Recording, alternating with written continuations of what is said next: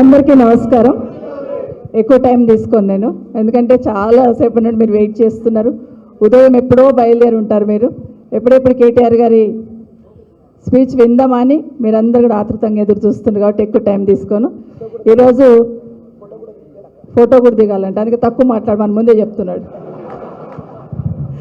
ఎట్లా కంట్రోల్ చేస్తాడు జీవన్ రెడ్డి గారు అనేది ఇప్పుడు చూసిన ఇప్పటిదాకా మీకు మిమ్మల్ని అట్లా ట్రాన్స్లోకి తీసుకెళ్తుండ అన్నట్టు. ఎస్ ఎస్ ఎస్ ఎస్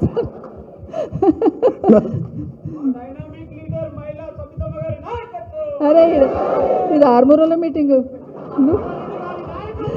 ఈరోజు వేదిక మీద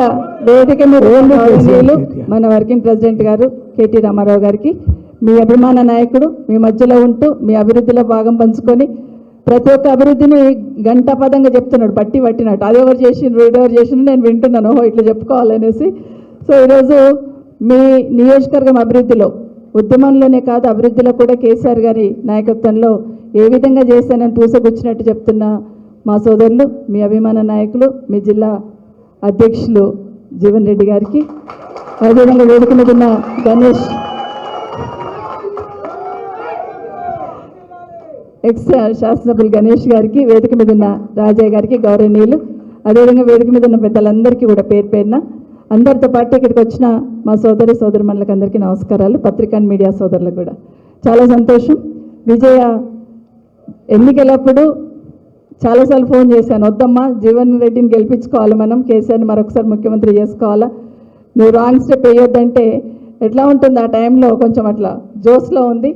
వెళ్ళిపోయిన తర్వాత ఈ ఇంటి విలువ అర్థమైంది, కేసీఆర్ విలువ ఈ ఇంటి విలువ అర్థమైపోయి ఒక క్షణం అక్కడ ఉండలేనమ్మా అని ఒక 2-3 నెలల నుండి చెప్తా ఉంది.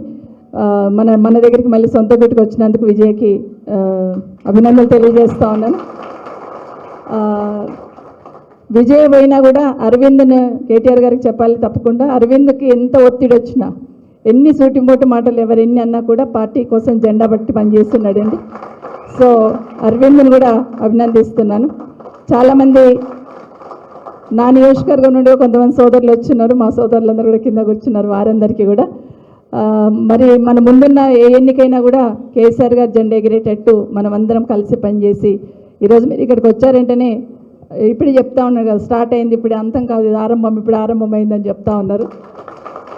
సో ఈరోజు వస్తూ ఉంటే ముఖ్యమంత్రి గారి స్పీచ్ వినుకుంటూ వచ్చినాను నేను. ఇప్పుడు ఉస్మానియా యూనివర్సిటీ పోయిన తర్వాత మాట్లాడుకుంటూ వస్తున్నారు, మాట్లాడుతుంటే వింటూ ఉన్నాను. నేను అనుకుంటే ఏమన్నా అపరిచితుడిలాగా, అప్పుడప్పుడు కేటీఆర్ గారు అంటుంటాడు ఆయన అపరిచితుడిలాగా మాట్లాడతాడని. ఆయన స్పీచ్లోనే ఈరోజు మాట్లాడుతున్న దాంట్లోనే మొదట్లో ఒకటి మాట్లాడాడు, తర్వాత ఒకటి మాట్లాడాడు. నిజంగా చాలా ఒక ముఖ్యమంత్రి స్థానంలో ఉండి ఏం మాట్లాడుతున్నారో కూడా అర్థం కాకుండా మాట్లాడుతూ ఏదో అధికారం ఉందనే మాట్లాడుతున్న సందర్భంలో బాధ అనిపించింది. అయ్యో 2 సంవత్సరాలు వెనక్కి పోయినామే, 2 సంవత్సరాలే పోయింది పవర్ అనుకుంటున్నాం, కానీ 10 ఏళ్ళు వెనక్కి పోయింది తెలంగాణ.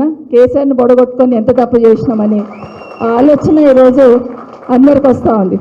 ఈరోజు ఏదైతే ఉస్మానియా యూనివర్సిటీ పోయి ముఖ్యమంత్రి గారు రిబ్బన్ కట్ చేసి ఆ స్టోన్ ఏది వేసుకొని వచ్చున్నారు, నాకేమర్థమైందంటే మన చంద్రాయనగుట్టలో ఒక ఫ్లైఓవర్ ఇనాగ్రేషన్ చేసిండు, ఆడపోయి కూడా ఫౌండేషన్ వేసింది మొదలుపెట్టింది కేటీఆర్ గారు కేసీఆర్ గారి నాయకత్వంలో. అయితే ఇనాగ్రేషన్ చేసి ఆడ మళ్ళీ కేసీఆర్ని తిట్టేసి వచ్చాడు.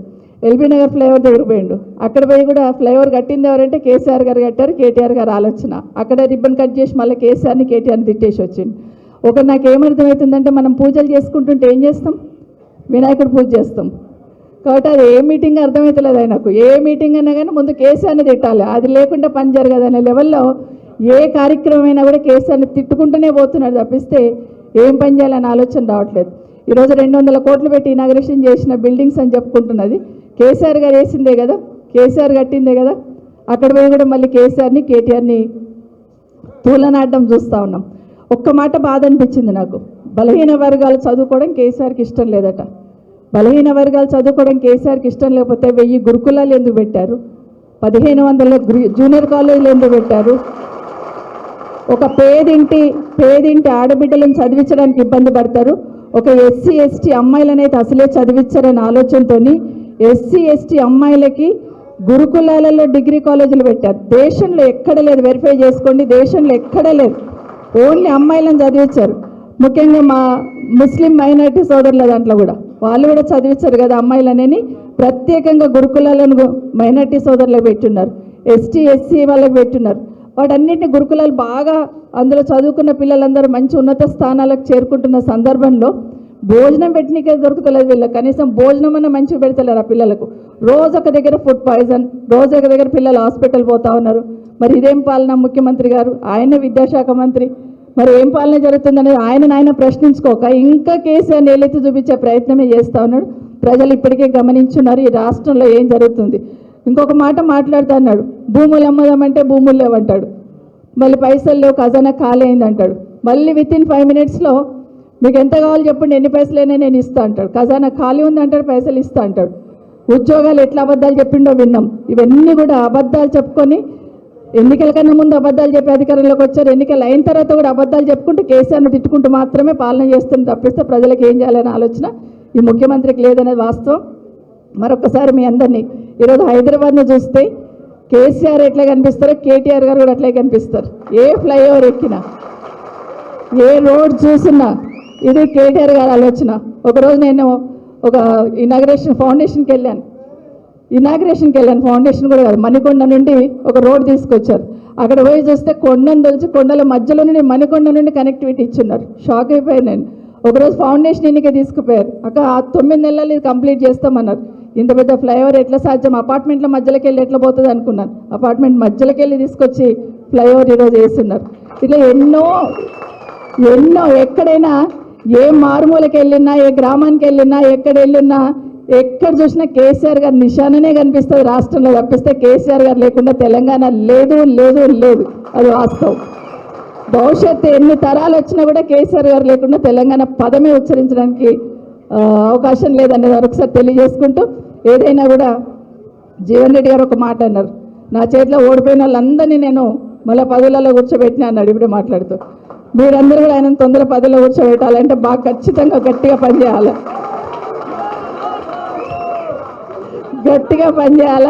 గట్టిగా అక్కడ కొట్టాలంటే ముందు లోకల్ బాడీస్లో కొట్టాలి. లోకల్ బాడీస్ నిన్న ఒక ఆయన మాట్లాడుతూ కేటీఆర్ గారు ఛాలెంజ్ చేస్తున్నారు, ముందు లోకల్ బాడీస్ గెలిపించుకొని చూద్దామని. ప్రజలు ఎదురు చూస్తున్నారు, ఎప్పుడు వస్తాయి ఎన్నికలు, ఎప్పుడు కొడదామా మిమ్మల్ని అని ప్రజలు ఎదురు చూస్తున్నారు.